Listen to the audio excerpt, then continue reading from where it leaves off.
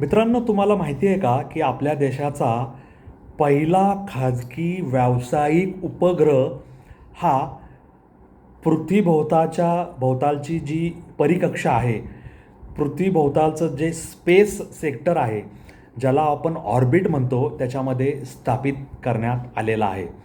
मित्रांनो, बेंगळुरू स्थित स्टार्टअप आहे गॅलेक्सी आय नावाचा. या गॅलेक्सी आयने पृथ्वीच्या कक्षेत स्पेस एक फाल्कन 9 या रॉकेटद्वारे दृष्टी हा प्रायव्हेट आणि कमर्शियल अशा दोन्ही कामांसाठी उपयोगी ठरणारा व्यावसायिक उपग्रह लॉन्च करून तो सेटल केलेला आहे, तो स्थापित केलेला आहे. प्रायव्हेट डेव्हलप्ड अर्थ ऑब्झर्वेशन सॅटेलाईट असं या उपग्रहाला नाव देण्यात आलेलं आहे. त्या नावाच्या मागे तो उपग्रह काय काम करणार आहे हे सुद्धा त्याच्यातून प्रतीत होतं.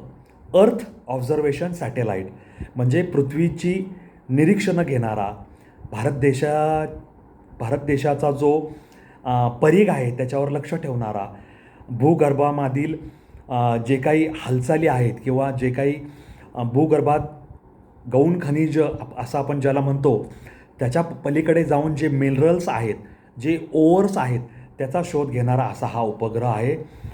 जगातील पहिला ऑप्टोसार सॅटेलाईट असं सुद्धा याला अभिमानानं म्हणलं जातं. आता आपल्या देशाची जी कॅपॅबिलिटी क्षमता आहे ऑब्झर्वेशन फ्लीट तयार करण्याची, म्हणजे अवकाशात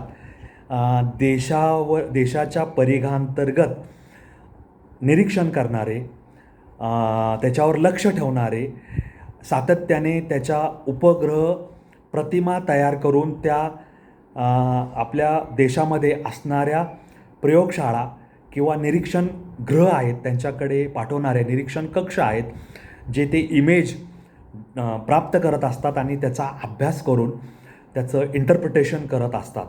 अशा ह्या ऑब्झर्वेशन लॅबोरेटरी आहेत, त्यांच्याकडे हा उपग्रह आता इमेज पाठवायला सुरुवात करत आहे. आता ह्या दृष्टी या खाजगी आणि व्यावसायिक उपग्रहाचं वैशिष्ट्य काय आहे, तर हा सॅटेलाईट, हा उपग्रह ढगांच्या पलीकडे आणि अंधाराच्या पलीकडे पाहू शकतो. तसंच जर हवामान खराब असेल, दाट धुकं असेल, पाऊस पडत असेल, ढग आले असतील, विजांचा कडकडाट होत असेल, तरीही त्याला कुठल्याही प्रकारची बाधा थांबवू शकत नाही. आणि कन्व्हेन्शनल ऑप्टिकल इमेज पाठवण्यातसुद्धा हा उपग्रह अत्यंत तत्पर आणि अत्यंत कार्यक्षम अचूक काम करणारा आहे. आता हे जे स्टार्टअप आहे गॅलेक्सी आय, त्याचे को फाउंडर आणि चीफ एक्झिक्युटिव्ह ऑफिसर काय म्हणत आहेत, त्यांचं नाव आहे सुयश सिंग. त्यांनी सांगितलं की दृष्टी हा 16वा रिमोट सेन्सिंग सॅटेलाईट भारताला उपलब्ध झालेला आहे. म्हणजे भारताला उपलब्ध असणाऱ्या 15 रिमोट सेन्सिंग सॅटेलाईट नंतर दृष्टीचा 16वा क्रमांक आहे. आणि तथापि दृष्टी हा खाजगी आणि व्यावसायिक क्षेत्रातला एकमेव आणि पहिला असलेला उपग्रह आहे. आणि ह्या उपग्रहामार्फत स्पेसक्राफ्टचे विविध गटसमूहातले इमेजेस, फोटो, प्रतिमा प्राप्त केल्या जाऊ शकतात. हा उपग्रह 2 क्षेत्रात काम करतो. ह्याचं ॲप्लिकेशन 2 क्षेत्रात आहे, एक स्ट्रॅटेजिक आणि एक सिक्युरिटी ॲप्लिकेशन्स. म्हणजे दोन्ही हे संरक्षण क्षेत्रातील सेवा देणारी कामं करणारी आहेत. म्हणजे स्ट्रॅटेजिक म्हणजे काय, तर सामरिक अशा हालचाली टिपणे.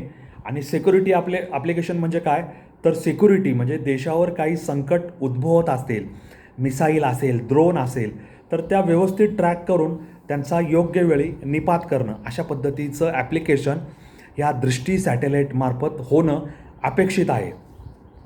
आता जगातला हा पहिला सॅटेलाईट आहे जो sync base SYNC sync base OptoSAR payload handful of satellites in orbit.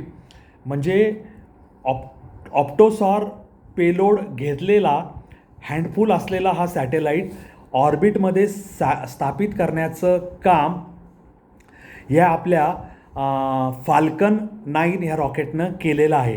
त्यामुळे सिंक बेस आहे, म्हणजे त्याने इतर उपग्रहांशी आपलं ताळमेळ किंवा समन्वय साधून काम केलेलं आहे किंवा काम करण्याची त्याची क्षमता आहे. म्हणजे ऑप्टोसार हे त्याच अर्थाने इथे सांगितलं गेलेलं आहे. वर्ल्ड्स फर्स्ट ऑप्टोसार सॅटेलाईट आहे, कारण तो पेलोड घेऊन ऑर्बिटमध्ये सेटल झालेला आहे आणि त्यांनी सिंक केलेला आहे इतर सॅटेलाईटसोबत आणि पृथ्वीवरील त्याच्या कमांड आणि कंट्रोल केंद्रासोबत. आता हा सॅटेलाईट 2 कामं कंबाईन करतो, म्हणजे एकत्रित करून त्यांचं योग्य प्रमाणात त्यांचं समन्वय साधून त्यांची शृंखला तो निर्धारित करत असतो. काय? इलेक्ट्रो ऑप्टिकल इमेजिंग आणि सिंथेटिक ॲपरेचर रडार ह्या दोघांचं तो कॉम्बिनेशन करतो. दोघांचं बेमालूमपणे मिश्रण करून इलेक्ट्रो ऑप्टिकल इमेजिंग ह्यासुद्धा उपलब्ध करतो आणि त्याच्यामध्ये मिश्रण काय करतो, कंबाईन काय करतो, तर सिंथेटिक ॲपरेचर रडारवरून जे सिग्नल मिळतात त्याचासुद्धा तो एकाच प्लॅटफॉर्मवर तोही 2 कामं करू शकतो. हे त्याचं वैशिष्ट्य आहे. आता पूर्वीच्या ज्या ऑप्टिकल हाय रिझोल्युशन इमेजेस होत्या त्या अफेक्टेड होत्या, त्याच्यावर परिणाम व्हायचा. कशाचा? तर हवामानाचा, त्याच्यानंतर आपले जे ढग असतात, विजा कडाडतात, विजा चमकत असतात, पाण्याने भरलेले ढग असेल किंवा ढगांचा पुंजका असेल आणि रडार काही इमेजेस सोडत असतील इतर देशांचे, तर त्या सगळ्यांचा परिणाम जुन्या सॅटेलाईटवर व्हायचा.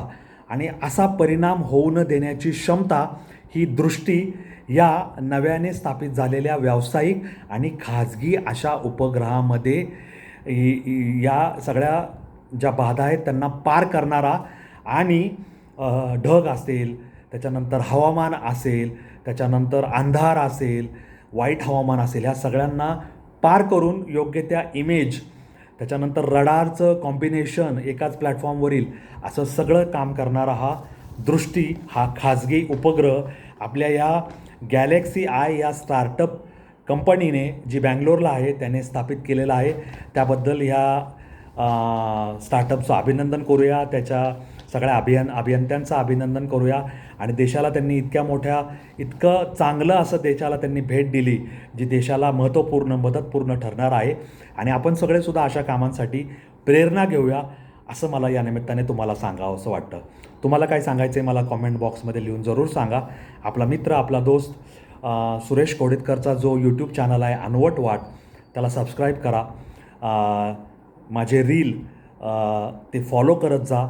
माझे रील, माझे व्हिडिओ, माझे पोस्ट यांना लाईक शेअर करा. त्या इतर आपल्या आप्तजन, स्नेहीजन, मित्रपरिवारालाही सांगा, त्यांना माझे रील फॉलो करायला सांगा, यूट्यूब चॅनल सबस्क्राईब करायला सांगा. आणि असेच वेगळे विषय पाहण्यासाठी, ऐकण्यासाठी माझ्याशी सदैव जोडलेले राहा, एवढीच माझी तुम्हाला प्रार्थना आहे. धन्यवाद. जय हिंद, जय महाराष्ट्र, वंदे मातरम, जय श्रीराम, जय जगन्नाथ, जय सनातन. धन्यवाद.